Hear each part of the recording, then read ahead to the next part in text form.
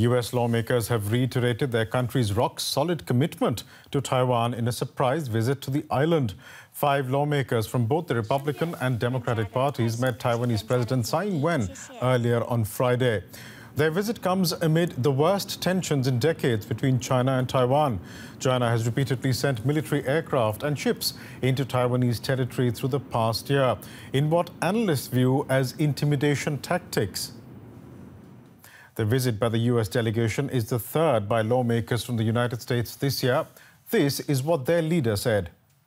Our commitment to Taiwan is rock solid and has remained steadfast as the ties between us has deepened.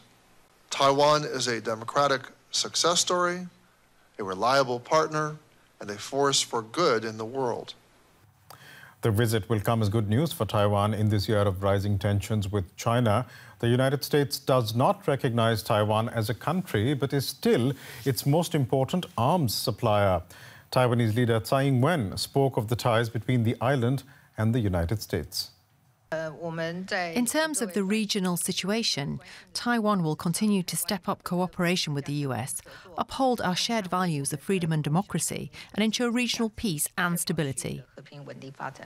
And for more on this, I'm joined now by my colleague William Yang from DW's East Asia Bureau in Taipei. William, how important are such visits for Taiwan?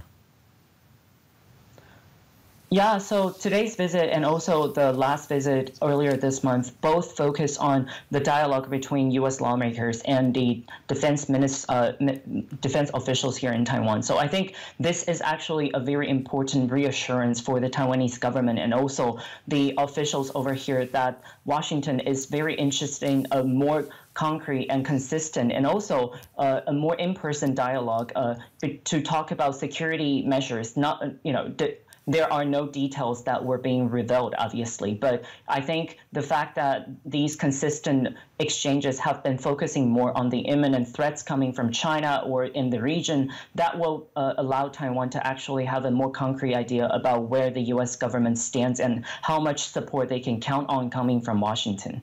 Let's talk a bit about the Chinese threat. Now, the U.S. is legally committed to providing Taiwan with the military means to defend itself from a potential Chinese attack, but the U.S. has never openly committed to coming to Taiwan's aid militarily in the event of an attack.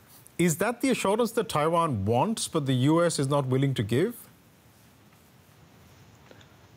I think the Taiwanese government right now, at least, is very practical. They know that the U.S. has a lot of complicated political factors that will prevent it to openly be militarily committed to defending Taiwan. So what they are also telling the domestic audience here in Taiwan is that the ultimate responsibility of defending Taiwan will rest with the Taiwanese people. But the U.S. is committed to continuing to supply more modernized weapon systems and also helping to train and also having security sessions that the Taiwanese soldiers can actually learn from their U.S. counterparts about how to operate and how to use all these modernized and advanced weapons in a more battle-ready situation.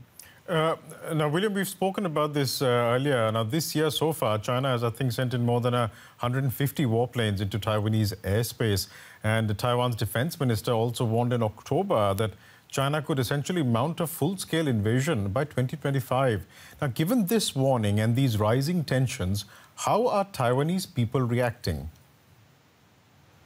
On a day-to-day basis, I would say Taiwanese people are still not too worried about the immediate danger that China might launch a military attack. I think the fact is that they understand there are more complicated factors that will have to push China to that limit. And they know that the bottom line for China is to actually try to reunify with Taiwan without having actually to resort to the military option. And also, I think there is an interesting increase among the younger generation about the willingness and also the determination for them to actually join the military trainings and also to be ready to help and jump into a battle in case that such a situation developed to that level. And the government is actually thinking and planning to increase the frequency of military trainings for usual citizens. So I think this is going to allow Taiwan society to be mentally and also, I think, realistically more prepared, but at the same time, they don't want to panic themselves into a situation where they live in fear every day. Where does China come in all of this, William? How does China view these actions? And does it impact Taiwan in the short term? So China definitely do not want to see a more stable and frequent and consistent exchanges, especially between security officials between the U.S. and Taiwan. And they have, again, today, used a warning to say that the U.S. should not try to play the so-called Taiwan card to trigger and provoke China. But I think for Beijing, this is not the situation where they try to use all different kinds of ways to isolate Taiwan and to increase the intimidation against Taiwan is actually backfiring for them. And they are probably starting to realize that. But they have no way to back off and try to soften their stance, obviously, under Xi Jinping. So in a lot of the cases, especially in Lithuania, for example, we're seeing China continuing that very hardline way of retaliating against countries that try to build up more closer ties with Taiwan. But when it comes to the U.S., I think China finds itself very, out of sort almost, like they don't really know how to discourage the U.S. government from downgrading or stopping all these increased exchanges. So I think they will have to figure out their own way of trying to deal with this more normalized interaction between the U.S. and Taiwan. William Yang from DW's East Asia Bureau in Taipei. Always a pleasure talking to you. Thank you so much for joining us today. Thank you.